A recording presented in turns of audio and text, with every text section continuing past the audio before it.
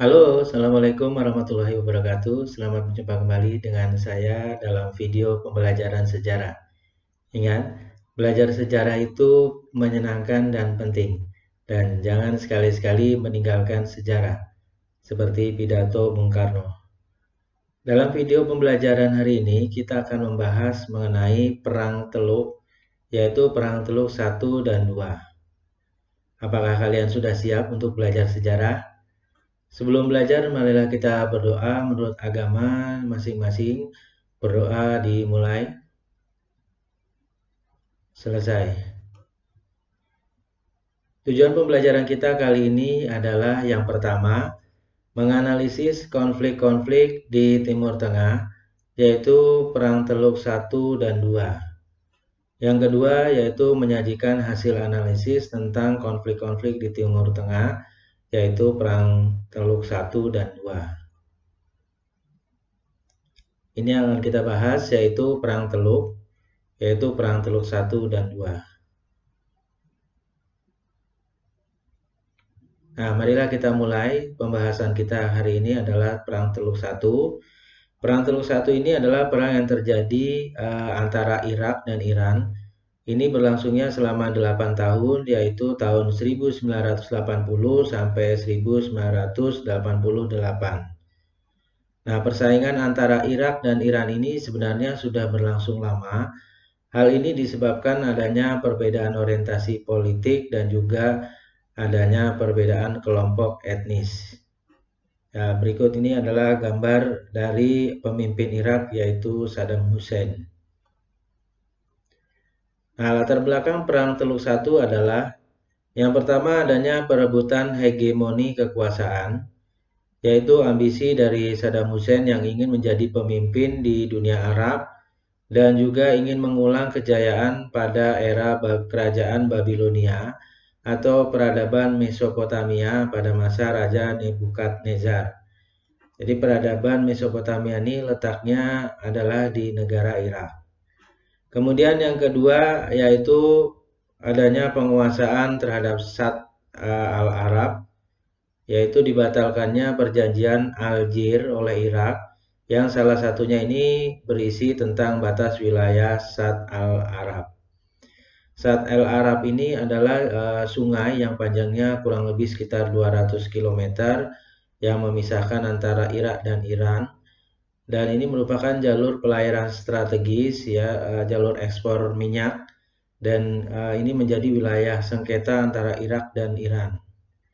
Kemudian adanya revolusi Iran. Ya, adanya revolusi di Iran yang dipimpin oleh pemimpinnya yaitu Ayatollah Khomeini tahun 1979. Ini yang berhasil menggulingkan Shah Reza Pahlavi. Ini menimbulkan kekhawatiran dari Irak, ya, terutama adalah Saddam Hussein dengan adanya revolusi Islam Iran ini. Kenapa? Karena antara Iran dan Irak ini ada perbedaan, yaitu antara Syiah dan Sunni. Syiah di Iran, kemudian di Irak ini Sunni. Kemudian perseteruan klasik adanya Syiah Sunni tadi, ya, dan juga di peradaban Mesopotamia ini juga adanya pernah terjadi perbedaan perebutan kekuasaan antara Babilonia, ya, dari Irak, kemudian dengan Persia, yaitu dari Iran. Kemudian faktor minyak bumi.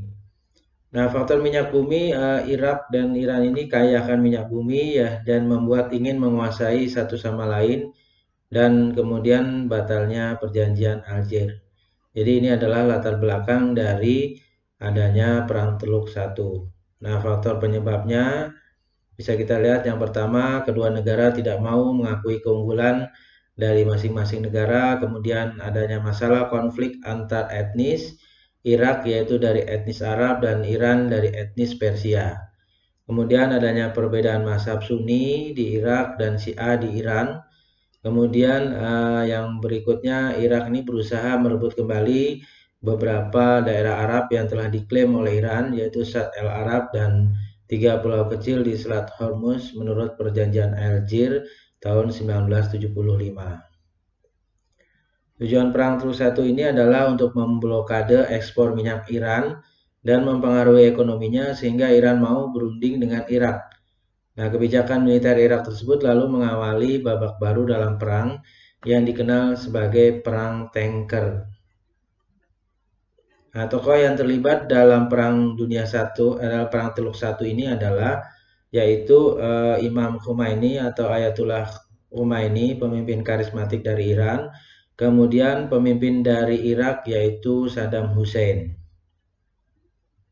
Nah, kronologisnya yaitu Irak menguasai perbatasan Iran pada 22 September 1980. Nah, penyerbuan ini berlangsung dari tahun 1980 sampai 1982. Kemudian pemimpin Iran Ayatullah Khomeini membalas serangan dengan menurunkan ratusan ribu relawan dan tentara veteran. Tahun 1982 ini merupakan titik balik dengan mundurnya Irak.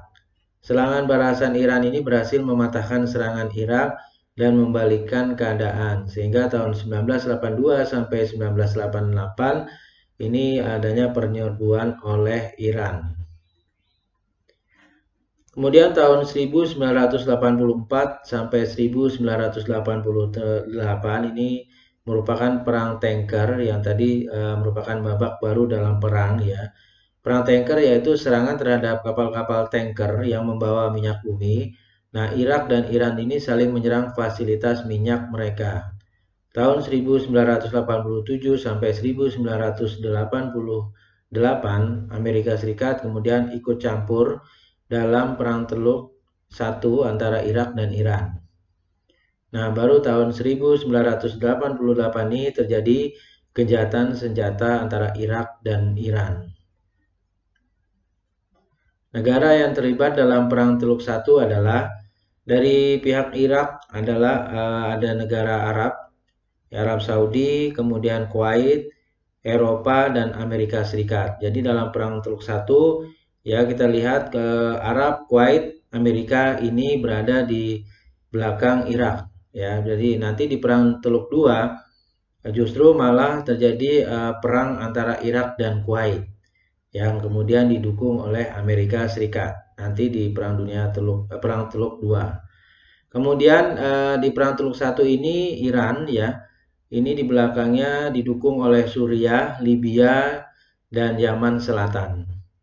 Nah, bisa kita lihat ini adalah perbatasan antara Irak dan Iran ya, menjadi wilayah sengketanya yaitu Shatt al-Araf. Nah, kemudian faktor-faktor yang menyebabkan Irak dan Iran ini mengakhiri Perang Teluk I adalah yang pertama menipisnya kemampuan ekonomi, kemudian menurunnya semangat bertempur dengan lawan, menguatnya arus modernisasi, tidak stabil atau seimbangnya dukungan dari internasional, dan pengaruh yang lainnya. Dampak Perang Teluk I adalah yaitu mengakibatkan adanya fluktuasi atau naik turunnya harga minyak dunia. Kita ketahui Irak dan Iran merupakan salah satu negara pengekspor minyak dunia.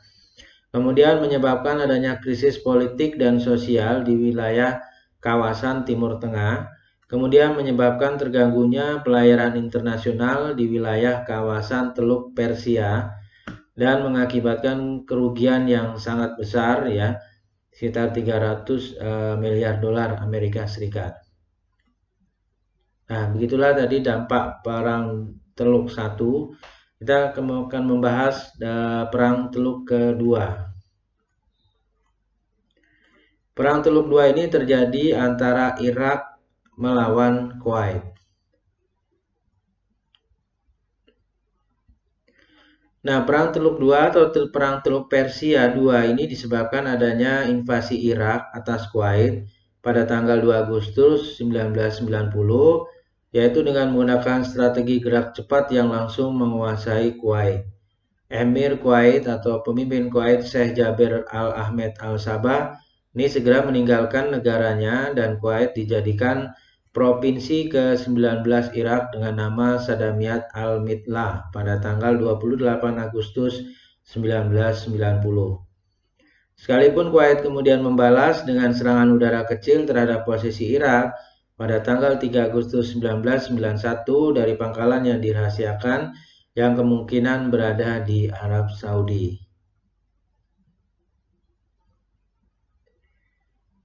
Nah, latar belakang yang menjadi faktor penyebabnya adalah yaitu sengketa Irak dengan Kuwait ya mengenai masalah minyak di Padang Rumaillah.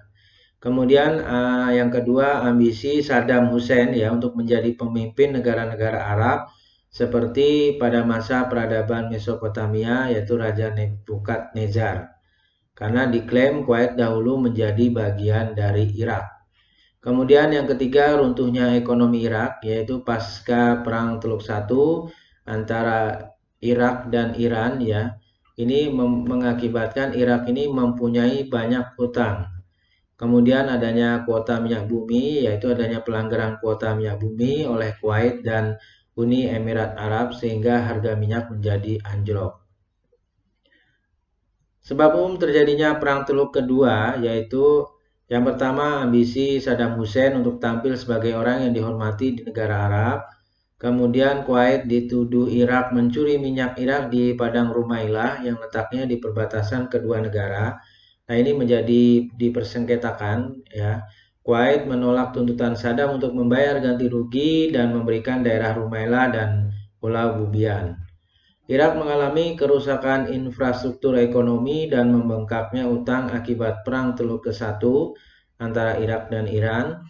Ya, kemudian penguasa Irak ini sering mengklaim bahwa Kuwait ini sebagai wilayah kekuasaannya karena perbatasan antara kedua negara tersebut tidak jelas.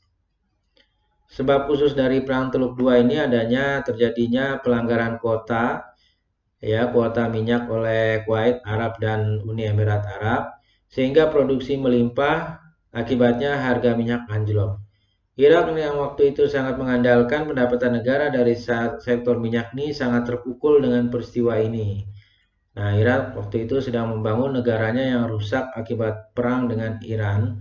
Nah, sumber dana diandalkan dari minyak karena Irak merupakan negara penghasil minyak yang diandalkan negara lain. Adanya serangan Irak terhadap Kuwait tanggal 2 Agustus 1990 ini berhasil menduduki wilayah Kuwait. Tokoh yang terlibat dalam Perang Teluk II yaitu ada George Walker Bush yaitu Presiden Amerika Serikat, kemudian Hans Blake pemimpin UNMOFIC, kemudian Saddam Hussein pemimpin dari Irak. Nah, Amerika Serikat dan pasukan koalisinya ini melancarkan serangan ke Irak. Tujuannya yaitu menghancurkan kekuatan Angkatan Udara Irak dan rudal jelajah Irak, ya, terutama adalah rudal Scott ya, B atau Scud B. Ini adalah buatan Uni Soviet, kemudian yang dirakit oleh warga negara Irak yang bernama Al-Hussein. Kemudian menguasai ladang minyak Irak, kemudian yang ketiga melindungi Israel dari serangan bangsa Arab, terutama Irak. Yang terakhir yaitu tujuannya ingin menggulingkan Saddam Hussein dari kursi kepresidenan. Kronologinya pada tanggal 2 Agustus 1990 Irak menginvasi atau menyerang Kuwait dengan menggunakan strategi gerak cepat membombardir ibu kota Kuwait City. Tanggal 16 Agustus Dewan Keamanan PBB ini menjatuhkan embargo ekonomi kepada Irak. Tanggal 7 Agustus 1990 Kuwait kemudian meminta bantuan Amerika Serikat dan pasukan koalisi gabungan ya dengan negara-negara lain ini mengirimkan bantuan pasukannya.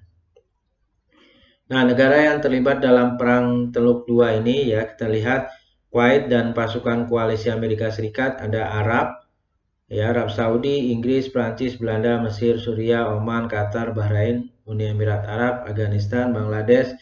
Kemudian ada negara juga Eropa dari Amerika, Kanada, kemudian Belgia, ya Ceko, Jerman, Honduras, Italia, Nigeria dari Afrika, Rumania dan Korea Selatan. Kemudian dari pihak Irak, negara yang mendukung adalah negara Jordania, Yaman dan juga PLO atau Organisasi Pembebasan Palestina. Ini memberikan dukungan kepada Irak. Nah, pada tanggal 15 Januari 1991, Irak menolak permintaan PBB untuk menarik pasukannya dari Kuwait. Kemudian tanggal 12 Januari 1991 ini, Presiden Amerika Serikat George Herbert Walker Bush atau HW Bush ini menyatakan perang, ya, dan pada tanggal 17 Januari 1991 melancarkan serangan udara yang diberi nama Operasi Badai Gurun atau Desert Storm. Ya, serangan ini ditujukan ke Baghdad, Irak, dan beberapa wilayah Irak lainnya. Pada tanggal 30 Januari kemudian terjadi perang darat, ya, setelah sebelumnya adanya serangan udara atau perang udara. Kemudian Januari ini tanggal 30 terjadi perang darat. Irak melakukan serangan balasan dengan memprovokasi menyerang Israel ke Tel Aviv dan Haifa. Tujuan Irak adalah agar kemudian Israel terprovokasi kemudian menyerang Irak, sehingga Arab Saudi diharapkan, ya, berbalik membantu Irak. Ya, kemudian Arab Saudi, ya, di Dahran dengan rudalnya, yaitu dengan rudal Scud B. Kemudian Amerika Serikat dan pasukan koalisinya ini menangkal serangan rudal Scud B tadi dengan rudal Patriot. Kalau di sebelah kiri ini adalah rudal Scud, ya, rudal Scud B. Kemudian yang sebelah kanan ini adalah tangkisannya, yaitu rudal Patriot. Irak melancarkan serangan perang lingkungan dengan membakar sumur minyak Kuwait di Teluk Persia. Kemudian pada tanggal 19 Februari 1991, Presiden Uni Soviet ini menawarkan perdamaian dengan Irak, tetapi kemudian ditolak. Tanggal 27 Februari 1991, pasukan Amerika dan koalisi berhasil membebaskan Kuwait dan kemudian menyatakan Presiden Bush ini bahwa perang sudah selesai.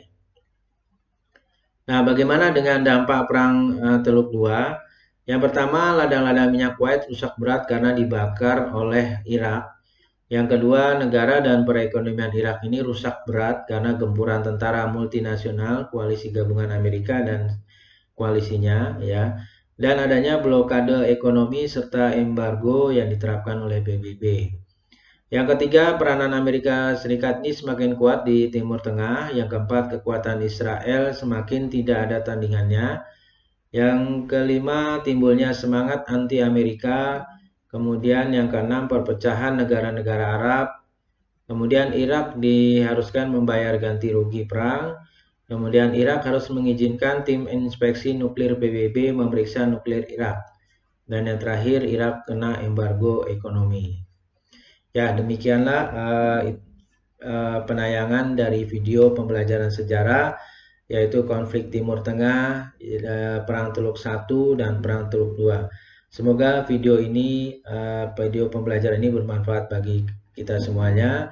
Viva Historia, Historia Magistra Vitae. Wassalamualaikum warahmatullahi wabarakatuh.